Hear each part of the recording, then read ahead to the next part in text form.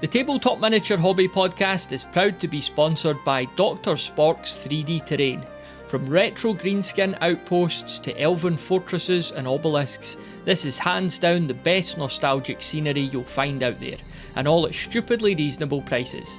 Check it out for yourself by heading over to bedroombattlefields.com/spork, that's SPORK, and turn your tabletop into a scene from White Dwarf circa 1994. Andy Chambers not included. Brought to you by bedroombattlefields.com, this is the Tabletop Miniature Hobby Podcast.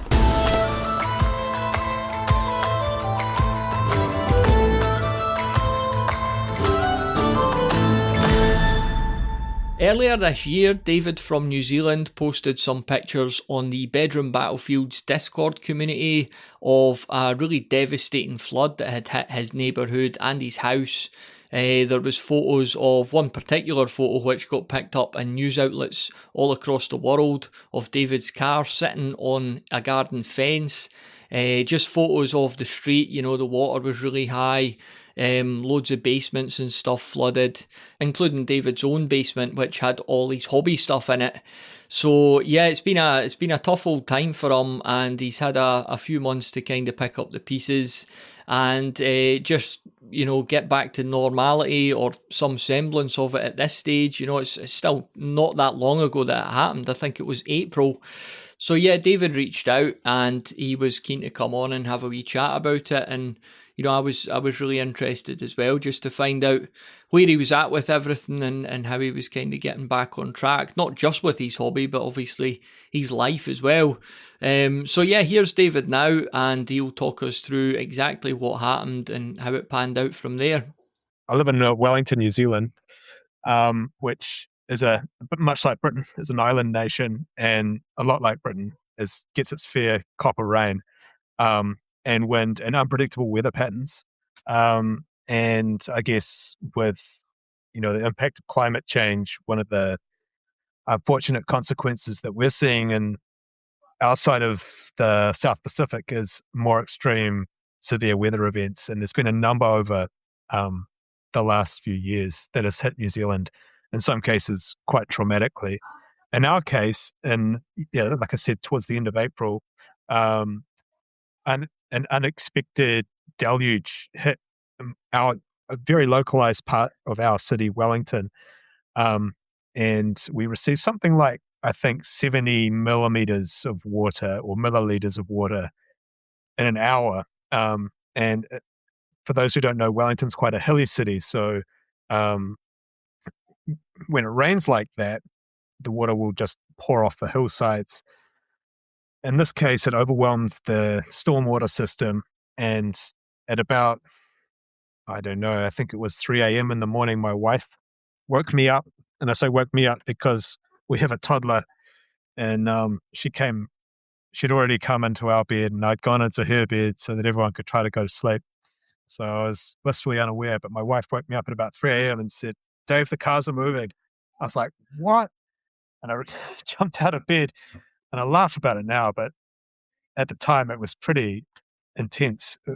I went to look out the window, so it was pitch black, raining, and the water was just coming up and up and up. And our street, because it's hilly, we live down the end of our street, so it backs onto almost like a little basin type area. So as we know with basins, they fill up with water until the plug gets pulled and the water drains. And the bottom of our street, unfortunately, the stormwater system was over capacity. It just basically failed all around our neighborhood. And so wherever there was a basin, the water just came up and up and up. For us, we were pretty fortunate in that our house was, although we were down the worst end of the street to be hit, it was up high enough that the floodwaters didn't hit our living areas. So luckily our bedrooms, kitchen, bathrooms were safe. Whereas our downstairs, underneath our house, where I store all my miniatures, where we store sports equipment, we had a laundry, all that was taken out in the floodwaters. And so sadly, as we sort of started the next morning, we sort of began to see the full extent of the damage, because with the floodwaters, it's not just the water itself, it's all the other bits of dirt, could be sewage, you just don't know. It gets picked up in this water. It's a health hazard. You have to treat it as being toxic. This just went all through the bottom underneath our house. It went completely through some of our neighbors' houses who, unfortunately, basically probably lost about 90% of their possessions. So we were waking up on a Monday morning. Well, not waking up. We'd already woken up. But after the flood water subsided, we were in our gumboots, our Wellingtons, as you Brits like to say, going downstairs, starting to assess the damage. And my neighbor messaged us and said, "By the way, if you want to know where your car is, it's on the fence at the end of the road." And I was like, "What?" And sure enough, we walked out of our house. Two houses down is the end of our street. It backs onto it's a bit of a cul-de-sac. So this car was just placed up on our neighbor's fence, and it was a really surreal, because during the rains we could actually we saw the cars starting to lift up in the water, bobbing around, floating off. It was like a massive stew. If you could imagine, like just a tempest of, I don't know, bits and bobs just floating around cars. And it just goes to show, like, the amount of water we had in our street. Actually managed to lift our car out of our carport down onto the road, and then about 30 or 40 meters down the street. And it just so happened it landed on top of a fence. And once that happened, and once those first photos started coming out, we were really like hit by journalists saying, like, "Oh, we want to come talk to you. Can you come talk to us?" And so we invited some down to come and have a look around.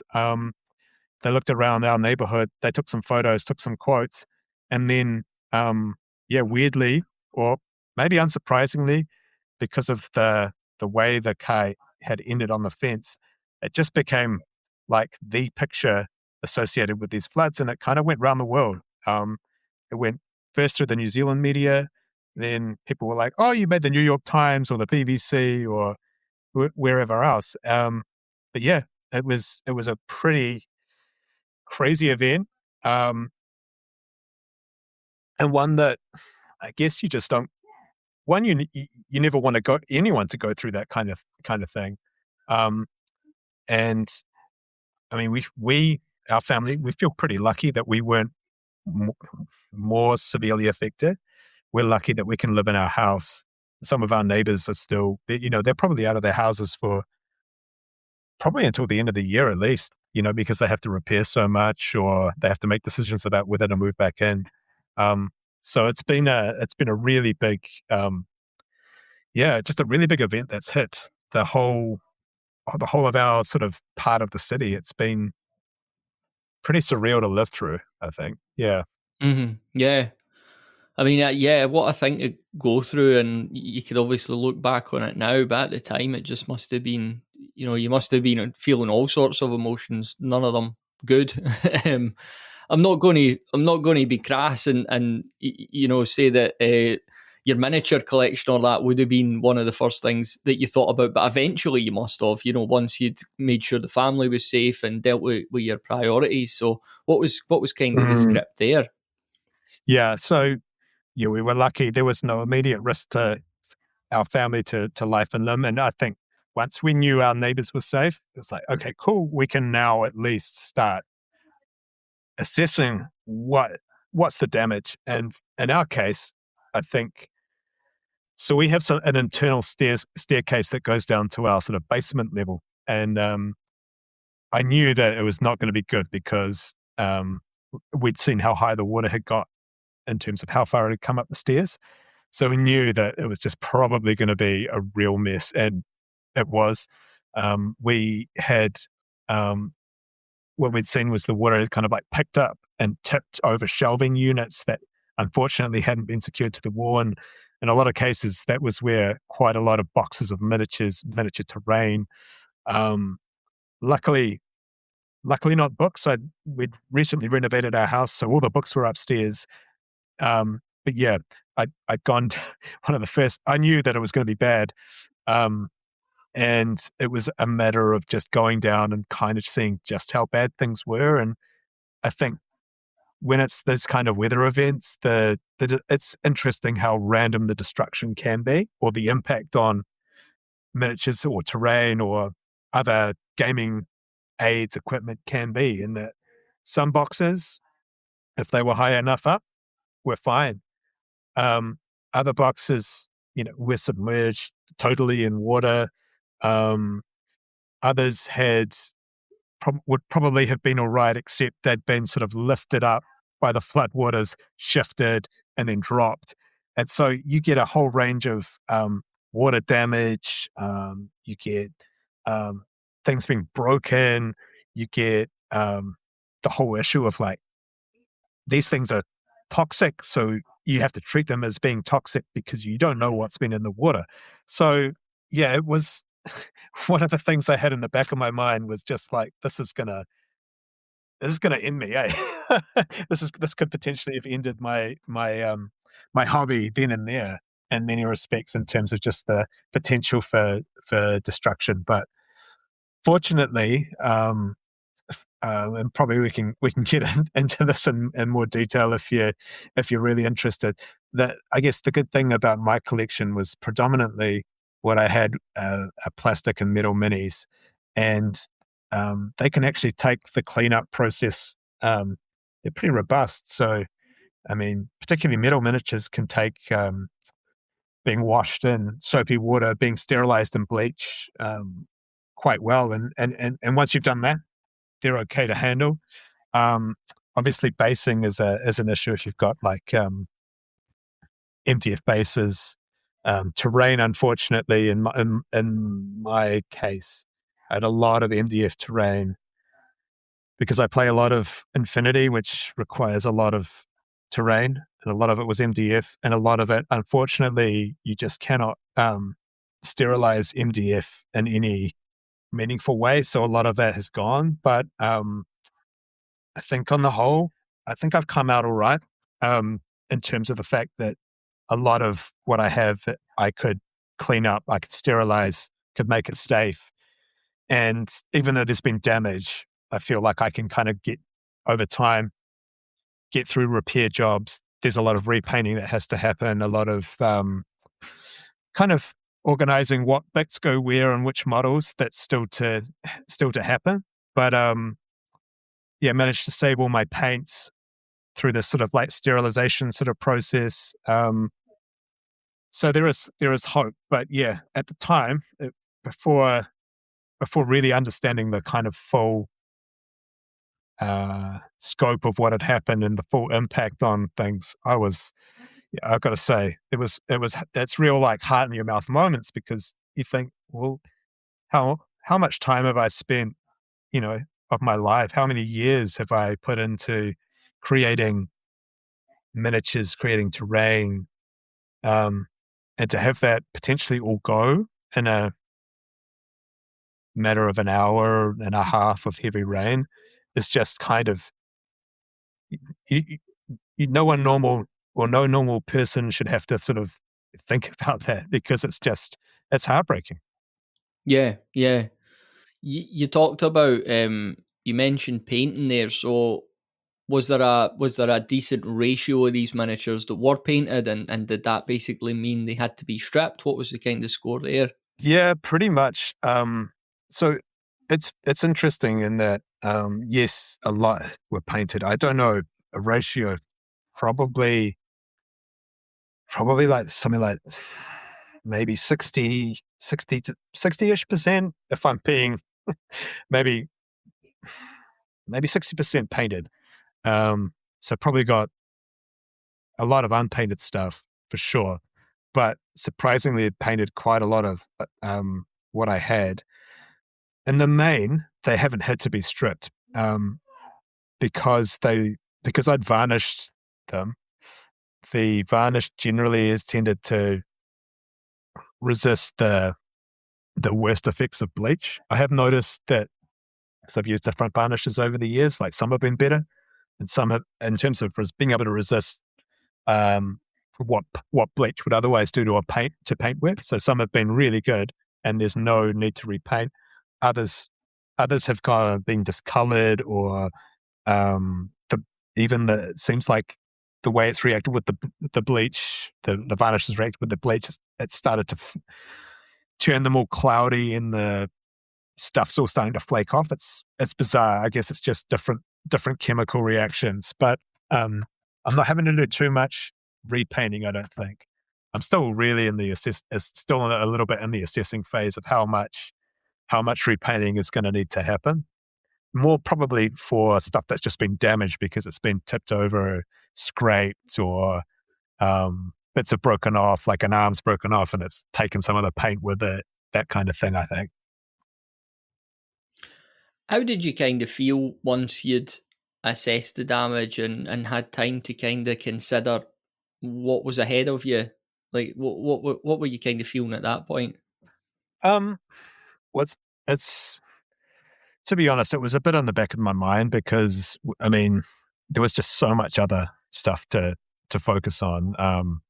We had to move, like in the initial stages, we had to move out of our house. We put all the things that had survived the flood, we had to kind of clean and put in storage. We moved in with my mum, thank God, for about 5 or 6 weeks while our house was drying out. There was just so much other stuff to focus on. I didn't even really get the opportunity much to think about the totality of it all until maybe even only a few weeks ago. And like, as weird as it sounds, I think it's maybe it's provided a bit of healthy separation between the pressure of like wanting to get things painted, wanting to get things on the table, wanting to play a lot of games. It's kind of just eased that off a bit because, and I don't know if everyone feels that, but maybe from time to time they do, like this urge to want to get out and do things, particularly like in my case, we have a toddler. So that's in the past has stopped some of the gaming opportunities, but yeah, it's been interesting, like psychologically, how you kind of go through the those whole levels of like, anger, upset, acceptance, and then looking to move forward. I think now I feel like I'm in a pretty good space psychologically to be able to kind of just not stress the big job that's in front of me, but maybe just pick at it, like chip away at it as sort of almost like its own rebuild process, right? It's like at some point I know I'm going to get to, I don't know, some World War II bolt action miniatures, and I'll be able to look over them properly. I'll be able to work on what needs to be fixed. I'll be able to maybe assemble some more and paint them. Yeah, it's a strange one. I think I'm still not 100% through the whole sort of process yet. So yeah, it might have to be a follow up chat on that one. Yeah. Yeah, I mean, obviously your hobby doesn't boil down to this terrible event either. Like, let's maybe go back in time a wee bit and just learn a bit more about how you came into the hobby in the first place. Oh yeah, sure. Probably like a lot of the people you've interviewed, Matthew, I would say the first kind of like definitive kind of hobby gateway is probably through HeroQuest, which came through New Zealand in the early 1990s. At least I would have been about probably 9 or 10 when we got our first copy, and I loved that game. I used to play it a lot with friends and my brother. I think that had really kind of just started cementing this whole kind of like concept that there are these games out there where you can kind of act out, immerse yourself in a fantasy setting or a sci-fi setting. I think also what was really kind of like quite monumental, I think, was probably when I was about, even before the HeroQuest thing, probably when I was about 7 or 8, my parents got me a copy of the Hobbit graphic novel. I don't know if you've seen that one. It's like a comic book form of the Hobbit, and just the kind of combination of the visuals of that, plus the greatness of Tolkien. I think that really kind of had set me off down the road of like fantasy is a good thing. And as I sort of got a bit older and going into towards high school, people in classes might have had like a GW catalog, and I was like, oh, what's this? This looks really cool. I remember going into high school, and I went to a boarding school, and one of the guys there was like, oh, there's this amazing store in town. We should go check it out. They sell minis. And this would have been in 1997. So I think like 5th edition of Warhammer had dropped the year before. It was near the drop of 3rd edition 40K. But going into those stores and sort of seeing all the range of possibilities was pretty inspiring. And I remember, I don't know, maybe I must have been about 14, and I got the original Necromunda box set for probably my birthday, I think. And that kind of really sort of sparked the hobby for me. And it was kind of quickly followed by just trying to acquire as much as I could. So yeah, coming through the sort of Games Workshop sort of inroads into the hobby. I mean, that was really it for me. And I mean, I think New Zealand is obviously kind of the other side of the world to the UK, but connected pretty closely culturally. And there's always been really big kind of gaming scenes here, and some pretty well-established gaming clubs. Unfortunately, where I spent my teenage years, it wasn't super predominant as a hobby, but there was still enough people around that there could be gaming stores, that there could be stores that stocked 40K, stores that stocked role-playing games. So there's always been a community, and I think it's just one that, I guess, I just found myself kind of naturally kind of slipping into, having friends at school that played. We would sort of slowly try to amass Warhammer Fantasy armies. I remember Mordheim dropping, and that becoming really like, just really, I think one of those games that really kind of captured people's imaginations. I remember, do you remember Inquisitor? I don't know, you might have been out of the hobby by then, but the 54 Yeah, I was away game. by then, yeah. Yeah. But I remember that dropping and that kind of just blowing away some of my friends, and me as well. It's just like, this is so cool. I don't think we ever actually played a game, but the miniatures themselves were amazing, and the John Blanche artwork and the rulebooks, RIP, that was just really evocative. And so I would have come pretty strongly through the Games Workshop sort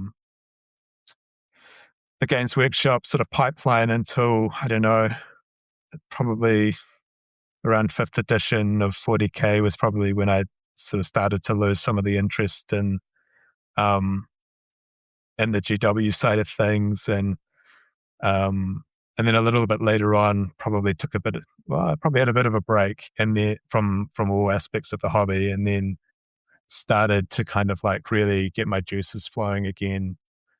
Probably in my early 30s, I started looking at some of the other alternative kind of games out there, some of the Mantic games, and the one that really kind of appealed to me at that time was Infinity, which is a 28mm sci-fi game. And probably since maybe 2016, I've been playing it on and off not even on and off, I've been playing it quite a bit. And it's probably been my go-to game for the best part of a decade. But I've also, as I've grown older, I've sort of, I hit 40 and then started discovering historical miniatures. So, started looking at Bolt Action, looking at Saga. I just think we're in such a good space as a consumers of hobby stuff, you can find whatever you want. And it's sort of always on the lookout for, new games to use old minis, or, new games as an excuse to buy new minis. So, yeah. If we overlook the obvious massive disruption you've had this year, what sort of games, I mean, you might have mentioned them already, what sort of games are kind of on your radar right now? So, yeah, so I would say at the moment, right now is Infinity again. I mean, I played a lot over the last 10 years. I took a bit of a hiatus because I was feeling a bit burnt out. But I reckon earlier, since sort of like the end of last year, I've started to try and pick it up a bit more again. Started to kind of like really rediscover the mojo for that. But that aside, I've started to get into Saga, which I think is a great game, but unfortunately I don't play enough of it. And also the other one was Bolt Action. And that one has been really cool because that's one that my son, he's 10 now, that he thinks is pretty interesting. And we've had a couple of like really sort of stripped down rules wise games of that. And so I would say probably those three are the ones that are kind of on my radar. Infinity's the game I play most often. It's probably the one I enjoy the most. What do you like about Infinity? Probably what drew me to it as a game, like the one was, of course, the miniatures, and we could probably talk about that further in another question. But as a game, I found it to be just so immersive. It's bizarre in that a game that's so rules heavy and quite crunchy, once you kind of get the hang of the rules as you're playing, just feels so, for me anyway, I just get lost in the games themselves. It really sort of takes me in outside of being a player and into the games at its best. I haven't quite found a game that's really taking you in so deep tactically, in a sort of like in a skirmish kind of game. And I think it's, like I said, it's very crunchy. So you have to get used to the unexpected happening to you and not really being able to do much about it. So if it runs a sort of a critical hit system, and also allows the reactive player to be able to kind of undertake actions. Sometimes that could be to shoot back at you as you're shooting at them, and every so often they'll get lucky and they might take you out. So it's quite a brutal game.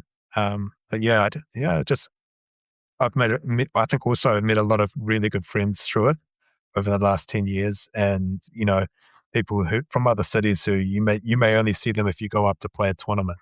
But the tournaments are, it's not a huge community, so you kind of get to know everyone pretty well. It's interesting, eh? It is a fun game, but it's not to everyone's liking. You did talk about miniatures there, and it was perhaps in reference to a question I wanted to ask you about. Is there a particular miniature that you'd consider genuinely perfect? Yeah, yeah. No, there is. So I think as I was starting to get into Infinity, I would say I started my collection a fair amount of time before I started playing the games, before I really sort of found the community. So I would kind of like buy some of these miniatures, paint them up, look what's happening on the forums, look at the new releases that were coming out. And I think there was one in particular that I thought was just outstanding. And I don't know if you know of Angel Heraldez, who is a pretty well-known painter now. In the mid 2010s, he was pretty much the main painter for Corvus Belli, who produced Infinity, and he would paint display models for them pretty routinely.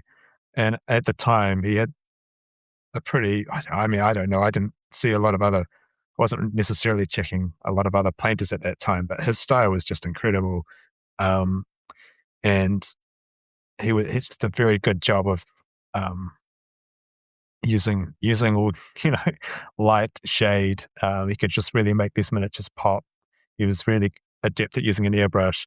So the one model that I think I still look at and still kind of gives me this kind of sense of where I was in 2015, 2016 was this faction of Infinity called Hawk Islam. And one miniature in particular was a motorcycle rider, Hawk Islam Kuma rider. And it's this guy who's looks like a really rough biker on a big chopper. I'll flick you a link to one of the pictures in a minute, Matthew. And he just looks so cool. He's in his leathers. He's sitting atop this chopper. He's got this amazing tattoo across his chest. He's got stubble. He looks like he's been through eating shit, rugged as. And I remember looking at this and just thought that's just outstanding, both the sculpt and just the paint job. Like these amazing motorcycle flame patterns on his motorbike. It just looked incredible, and it just really. I was real close to running out and just buying that mini, and maybe just like I didn't play that faction or that army at the time. But I thought, oh man, maybe I should pick these guys up. I never did, but I still look at that mini, and I was looking at it in prep for this show, and I was looking back at it and just thinking that's just so good. So for me, I think that's the one that I keep thinking about. For just $5 a month on Patreon, you'll get at least 2 new bonus episodes every month. These are extra conversations recorded specifically for Patreon that you won't hear anywhere else. And you could listen to them today by going to bedroombattlefields.com/Patreon. That's bedroombattlefields.com/Patreon. And now back to the show. What's next up for you then, Dave? Like, what's on the more immediate horizon for you, hobby-wise? Hobby-wise, well, there's a Infinity tournament happening here in Wellington and next weekend. So I'm going to go along to that, which I'm pretty pumped for, to see a bunch of mates again. I haven't really been playing very much, so it's nice to kind of to look forward to that. I've been sort of starting to, I don't know, after my last game of Infinity, I got really inspired and started writing up a bit of a short story of a game. So I'm kind of keen to kind of just keep working at that, and maybe sort of looking at a tournament as a kind of like a bit of an inspiration to write more of this kind of story about these bunch of ne'er-do-well space guys. I've had some really cool support from some companies. When I said what had happened with the floods, a couple of companies reached out and offered to send some stuff over, which I was really happy to receive. So big shout out to Deep Cut Studios. I'm really looking forward to unboxing and playing with this map that they sent me. And likewise, Warsenal, which is a small boutique Infinity terrain company and shop in Florida, sent over some terrain. So I'm slowly assembling that as well. Other than that, just sort of trying to dip my toe back into just rebuilding minis and just reconnecting with some of my gaming mates who I haven't seen a lot of over the past few months. And of course, listening to Bedroom Battlefields. Yeah, of course. Of course. No, I mean, it's great to hear that you're able to look out the other side of this, and you've obviously managed to keep a good attitude and outlook in spite all the challenges and that as well. So yeah, thanks for sharing that story, and obviously sorry you went through it, but I guess all you could do now is kind of rebuild and crack on, isn't it? Yeah, no, that's right. And I think you can get stuck in the what's happened, or and people do, but I think it's far more positive to try to move forward. And actually, there are look for the silver linings in life. Hey, I'm pretty. Yeah, I think we're pretty fortunate that we've got a great gaming community here, and got a good group of mates who are into it, and it's a good way to kind of pass the time and enjoy doing what we do. So yeah, I think it sucks that it's happened, but you know, there are better things ahead. But it's been a real pleasure to come on and share the story. And I would say, for other people who have gone through these kind of events before, like poor old Mark, probably knows, he's probably come pretty close to something similar. It's not fun, but it can also, it can bring people together. And I think, I've had a lot of kind of support through the Discord as well, people checking in, and it's really nice to see. Thanks very much for your time, Dave. I've really enjoyed the conversation. Is there anywhere you would like to point the listener towards to check out at all? No, I don't really run any social media channels. I'd point the listener towards your Discord. I'm gonna hit that.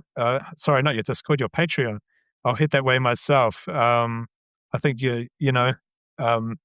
just wanted to sort of shout out the work that you do and the amazing stuff that happens through the Discord is really cool. Unfortunately, I haven't been able to kind of get into the campaign stuff as much as I'd want, but it's really, really great to kind of like pop on and just see what people are doing and, share a bit. Yeah, it's a cool place. I think you've created something that's really beneficial to a lot of people. So I would point people straight back towards your channels. Hey.